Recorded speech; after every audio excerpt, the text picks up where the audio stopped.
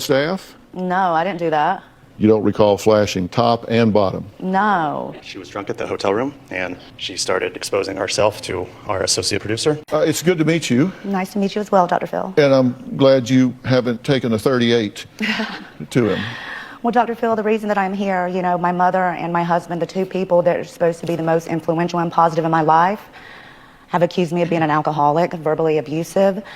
Why? Why have I been that way? What's the underlying problem with that? I mean, there's no one innocent in this situation, and that's why I'm here, to get to the root of the problem. Well, and to be clear, you want to put this family back together, right? I want my family back together, yes. They're also going to say that I'm an alcoholic, which I do not think I'm an alcoholic. Okay. I'm excessive in everything that I do.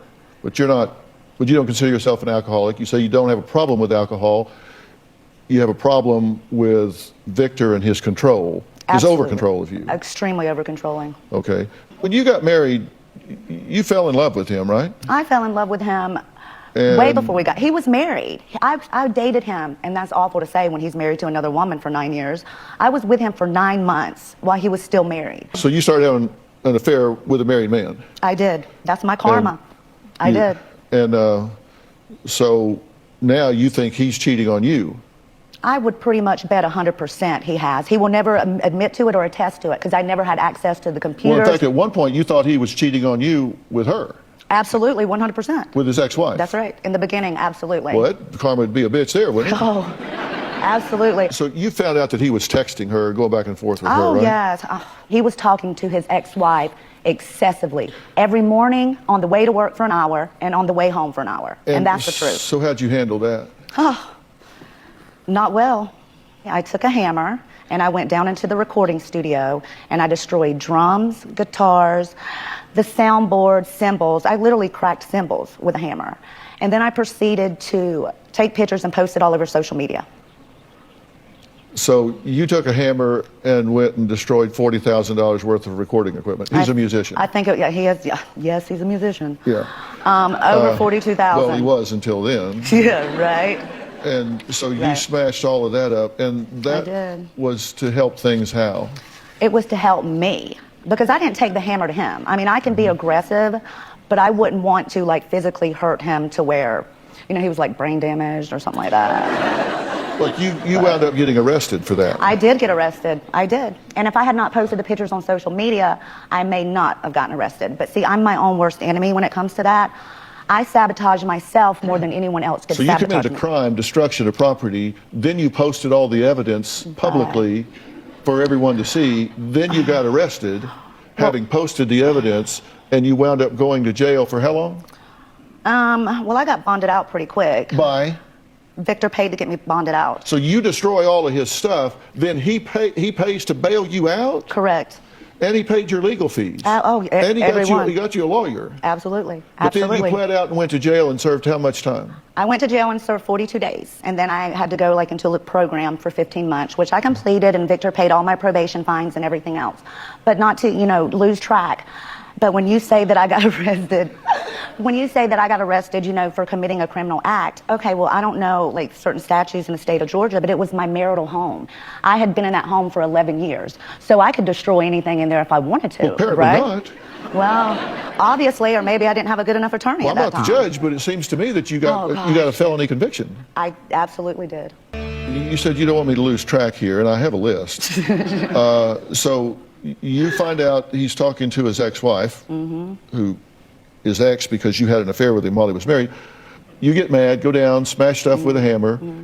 He bails you out. He pays your lawyers. He pays your legal fees. He even pays your probation fees, all your court costs. Everything. You spend 42 days, get out, you go home and key his car.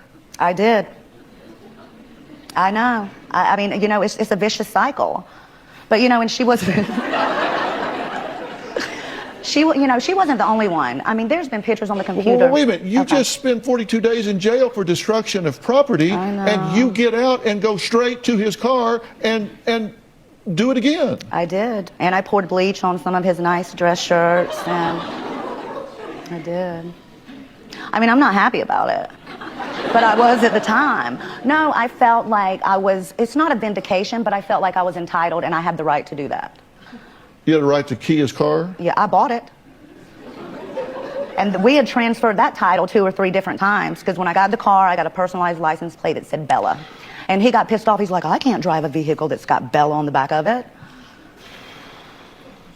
But I still love him, Dr. Phil. I mean, he's got to change too. I love my husband. I mean, we were the rock and roll couple. I mean, it's just like toxic, kinda. Kinda? Yeah, so you, were you drinking when you keyed the car? I was not drinking when I keyed the car, but I was drinking when I destroyed the recording studio. Okay. Normally, some of my really bad decisions is when I was drinking excessively, because something like... But you don't have a problem with alcohol, but you do things when you're drinking that you might not do otherwise. Correct. What do you mean when you say, one of the things you said in your pre-interview, you said, I want to come here and set them straight.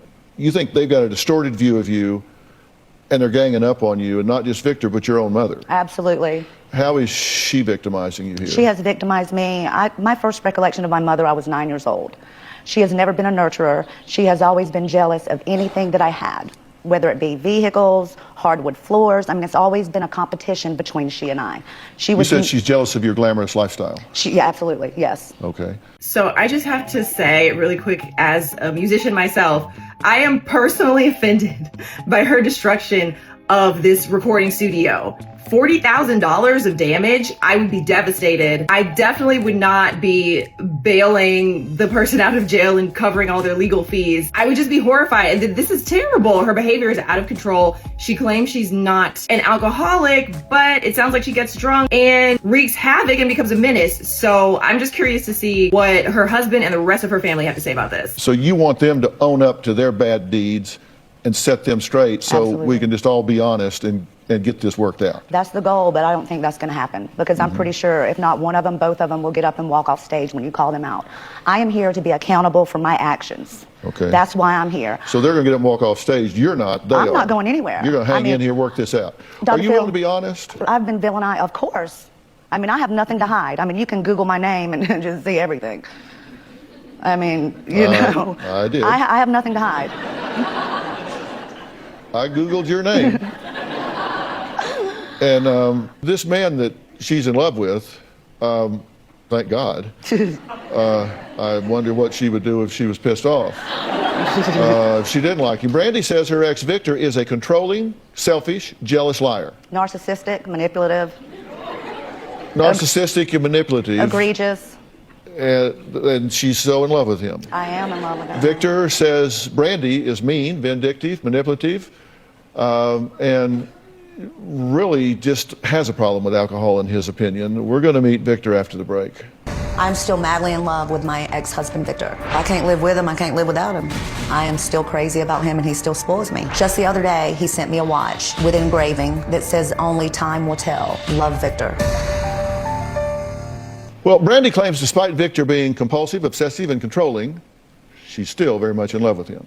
She says she is here today because she wants him back. Victor says he is not the one with the problems. He says he had no choice but to end his marriage in January after a drunken altercation led to Brandi being arrested for assault and child endangerment. Now, Victor says before he will even consider reconciling with Brandi, she has to change her wild and dangerous ways. The reason why I'm here today on Dr. Phil is that I really want Brandi to change her life. Otherwise, I'm afraid she's going to wind up dead. When I met Brandi, I thought she was a sweet, wonderful woman. And now she's angry, mean, vindictive, and cruel. Shut your mouth. Hey. Shut that face. Hey, lady. Hey, no. I never tried to control Brandi. I never told her or forced her to quit her job. I gave her that option. Yes, I did track my ex-wife on her phone, and I did put a GPS on her car. The reason I did that was I felt that she was cheating on me. Brandi cheated on me twice during our marriage that I know of. I was never unfaithful. Brandi's obsessed with the fact that she always thinks I'm cheating. Even last night, she said I was cheating on her, and we're not even married anymore. All of my ex-wife's problems stem from alcohol and excessive drinking. She'll curse. Open her mouth. Let's go before they call the police. At times, she'll hit me right in front of the children. Because of Brandi's drinking, every holiday she ruined. She would get so drunk, she would yell at her friends, our relatives. Brandi's had a lot of run-ins with the law. Brandi's legal fees have run me in excess of over $100,000. I would always bail her out. A little less than a year ago, she was so drunk that she admitted that she was having an affair. She hit my hand and busted her nose and blood went everywhere. Our son has almost seen every single incident. You know you because you. This is all our 11-year-old knows. I never wanted to divorce Brandi, but I just couldn't take it anymore. In a perfect world, I'd love to get back with Brandi. Given her destructive behavior, that's impossible. Okay, Victor, thank you for being here. You did want to divorce me because you didn't want to have to pay spousal support or child support. Excuse me. Victor, thank you for being here. Thank you. But I signed a prenup. Tell me what your goal is in being here today. Well, my goal is to really get Brandi some help because her alcohol abuse, her violent behavior, she's just a bomb waiting to explode. But you don't have a problem with alcohol. I do not think I'm an alcoholic, but when I drink to an excess, and that's when the volatile behavior comes out because I'm hurting, and so that's the way I exhibit my feelings. Okay, she says you are controlling and vindictive and narcissistic, and I could go on and on and on. Egregious, entitled. Why does she say that? It's so funny because those same exact adjectives are what I've been telling her for the last 20 years. Oh, well, thanks for teaching me. You got a divorce. Yes. And you recently finalized it. It languished for a long time, but you just recently finalized it. Yes, sir. And I wasn't there. Why did you finalize it? I finalized it because I found that she was having an affair. But you weren't giving me the attention and the love that I needed. It's not the attention. I lost all attention and all compliments and anything that I could give you affection because of the way you were acting. How can I be affectionate and give you confidence in yourself, be sweet, whatever it is, with you acting like this? But look at where the marriage was going, Victor. Look, you turned my children against me, my youngest. You let him read text messages. He would say that I was an adulterer.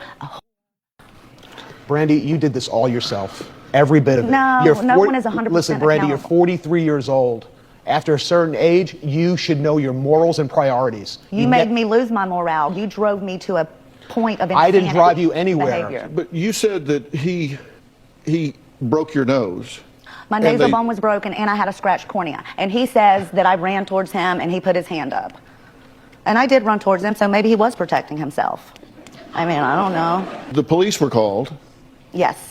And you got arrested. I did get arrested. So why did they arrest you if he attacked Well, you? you know, Dr. Phil, there's some things you used to say. Past behavior determines present behavior. And even if I were not guilty, I'm the one with the criminal record. Well, Brandi says that in the last 10 years, she's been arrested 12 times, at least 12 times, gotten 3 DWIs, which is what they call them in that part of the country, DUI, DWI, even relieved herself on a police car. Despite all of that, Brandi says drinking is just not an issue. We'll talk about that after the break. So I'm trying to understand how on earth Brandi thinks she's not an alcoholic, because she very clearly is. Just a second ago, she was saying that he assaulted her, and then she had to admit, well, I was running towards him, and maybe he did protect himself. She was probably drunk when it happened. So everything that she's doing that's wild and out of control and violent happens when she's drinking. And she said it herself that she drinks because she feels bad. So she drinks to soothe her emotions, and then she drinks too much, and then she gets out of control and does things that she doesn't even want to do. So isn't that kind of the textbook definition of alcoholism? Get out of my face. Did you hear her? I'm really concerned about Brandi's behavior on our children. You know you because you. Shut up! That's why you Rocco. Our youngest son is extremely damaged by his mother's behavior. Let's go, buddy. Come on. Our youngest has picked up on our bad habits. I'll never go back. Here. They kicked her out. My greatest fear is he's going to be tormented the rest of his life. Victor has absolutely, unequivocally brainwashed our youngest son. To hate me, to be mean to me, it's sad. That is absolutely not true. No 11-year-old should be subjected to seeing their mother drunk daily and seeing all this abusive behavior. I'm sorry, too. Sorry for what?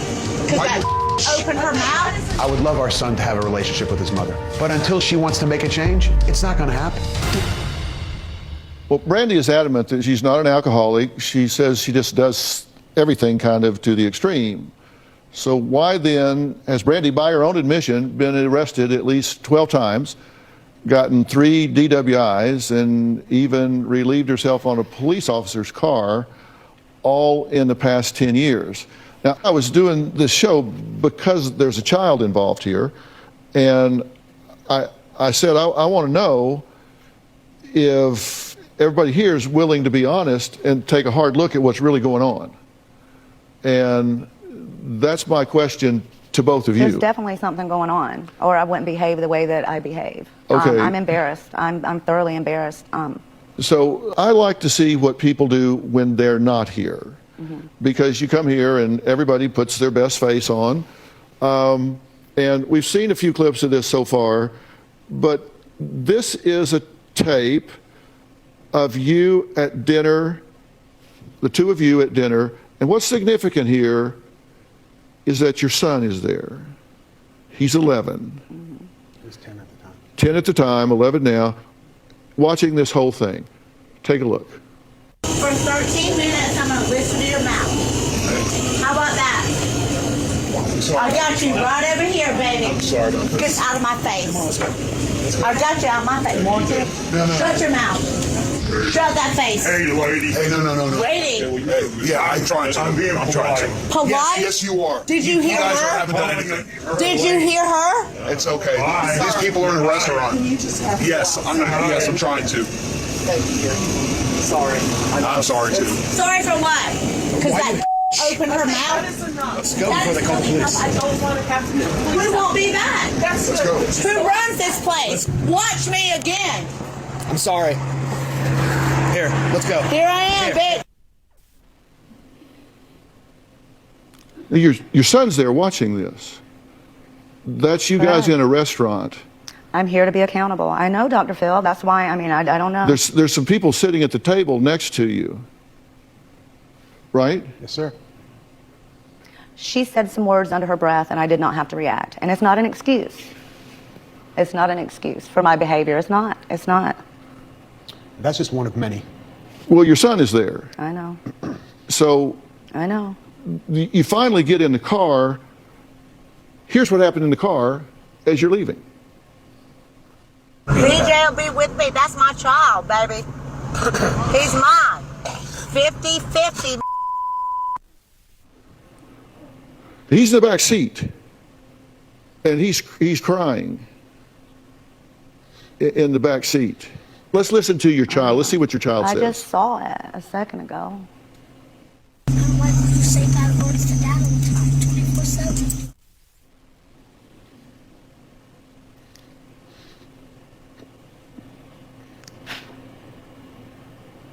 I don't like it when you say bad words to daddy 24/7.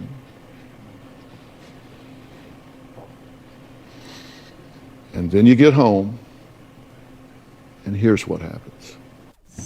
Give me my damn car keys. I don't have your car keys. You're a life ain't. She'll be back.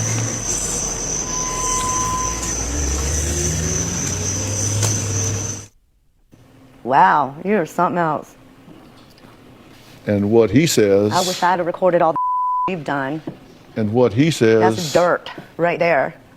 what he says as you drive away, what the child says as you drive away is, she'll be back.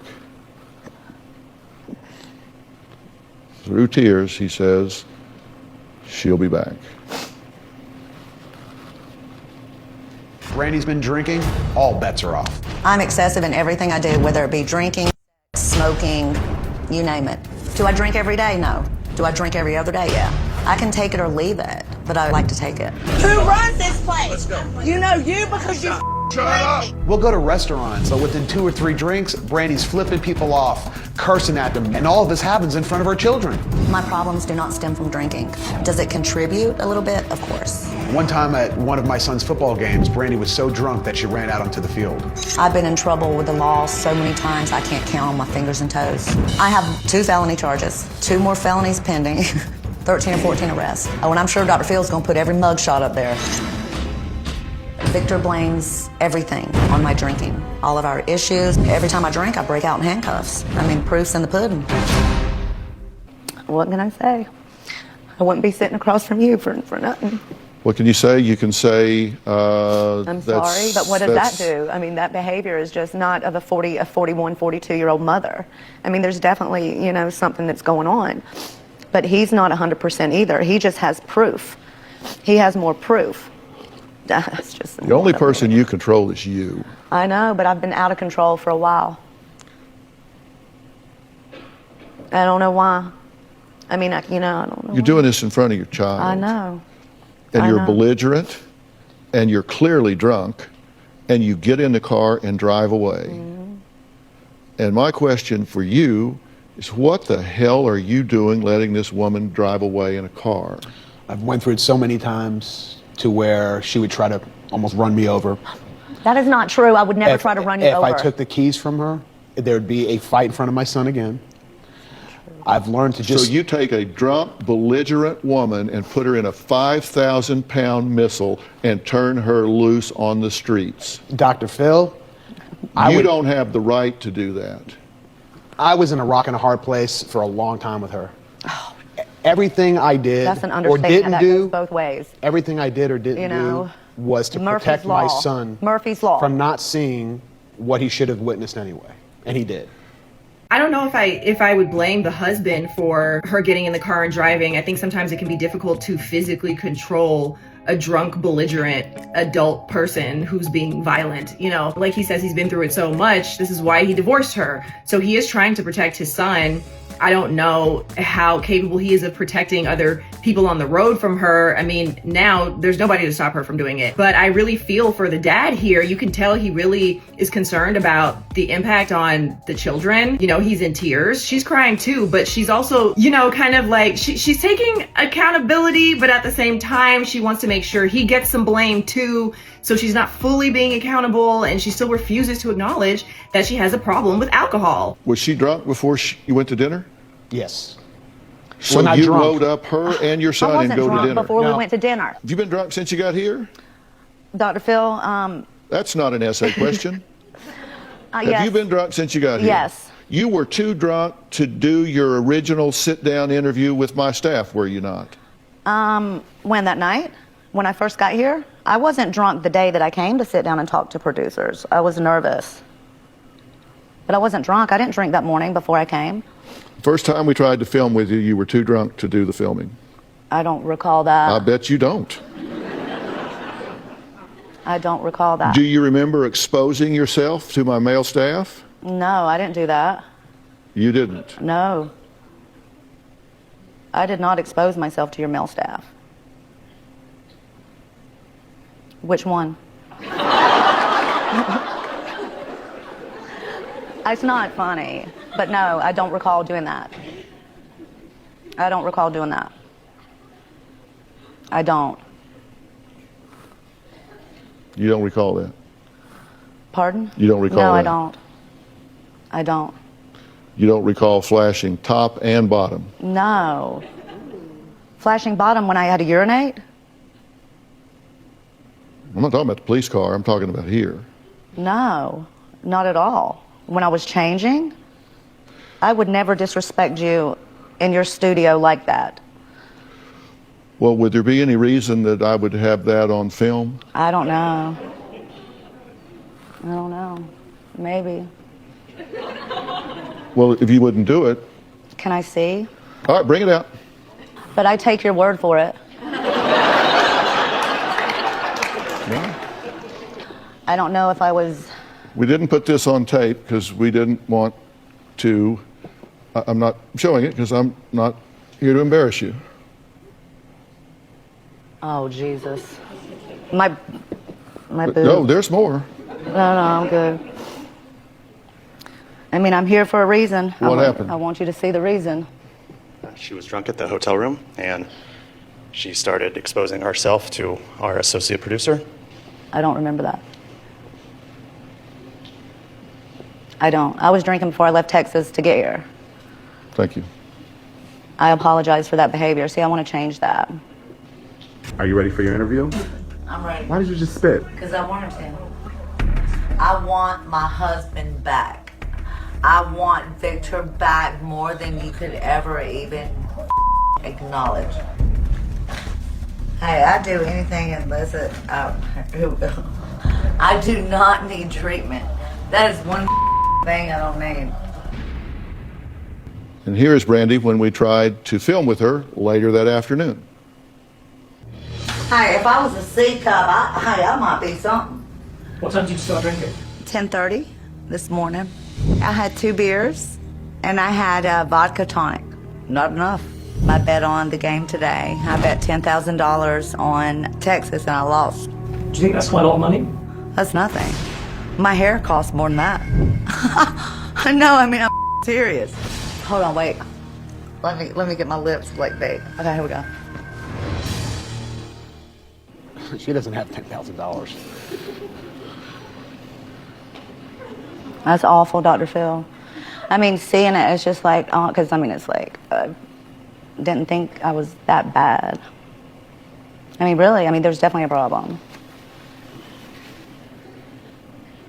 I mean, I'm ashamed. I mean, that's not cute. No. I mean, that's not cute. There's definitely an underlying issue, and that's how I act out, you know? I think it's cute and comical and funny, and it's not. I mean, there's nothing funny about that. I mean, I've destroyed so many lives, including my own.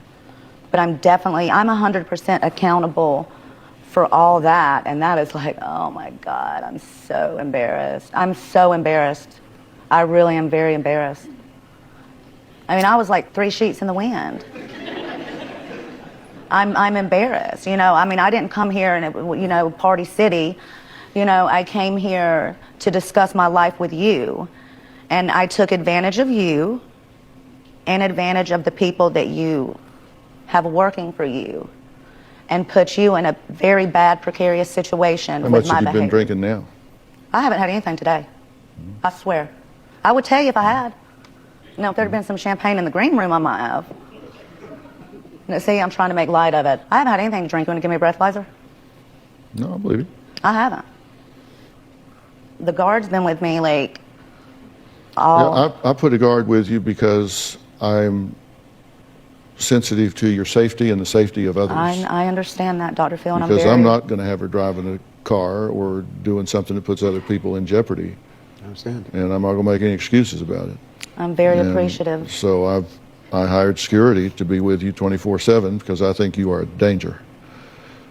Next, Brandi's mother, Stephanie, says she kicked her daughter out after she came home drunk, spilled milk on the floor, fell down the stairs, broke the dog gate. Brandi says her mother simply looking for excuses to call the cops on her. Now, Brandi's explanation of that in the interview was, it's gotten so bad, my mother called the cops on me for spilling some milk. We'll meet Stephanie after the break. Okay, so this was part 1 in a 2-part episode. In this episode, we have Brandi and her ex-husband, Victor. They got divorced because Brandi is an alcoholic and she refuses to acknowledge that she has trouble with alcoholism. She drinks all day. In that one tape piece, she started drinking at 10:30 in the morning and had been drinking all during the day. We learned that she exposed herself to the staff at the Dr. Phil show. I think that's a first. I haven't seen anyone do that before. It's also funny, like she didn't even remember doing it, so she had to have been very drunk, like blackout drunk, because it didn't seem like she was intentionally lying. It really seemed like she had no recollection. It's really sad seeing how this is impacting their 11-year-old son. You know, behaving like this in front of him, starting fights at restaurants, talking trash to the dad, Victor, in the car. And this would have to be devastating to this child. And unfortunately, this is all he knows because he's been raised in this environment. I don't know what exactly Brandi is trying to escape from. It's just unfortunate that she has allowed that and alcoholism, using alcoholism as the tool of escapism, that she's allowed that to destroy her marriage. It's damaging her child, and she has such a great personality, in my opinion. She's funny, she's full of life, she seems very interesting. She seems like someone who's not boring, that you would enjoy having as a friend, who would make you laugh nonstop, cracking jokes. And maybe it'll be fine if she has a little bit of antics here and there, but she's downright toxic, and it's just really sad. But you guys let me know what you think about this one. I'm gonna start watching part 2 right now. And in part 2, I believe Brandi's mother comes on stage and they confront each other, and maybe we get to learn more about her background and understand why she's escaping into alcoholism. But you guys let me know what you think about this one so far, what you think about Brandi, what you think about Victor. Drop it in the comments.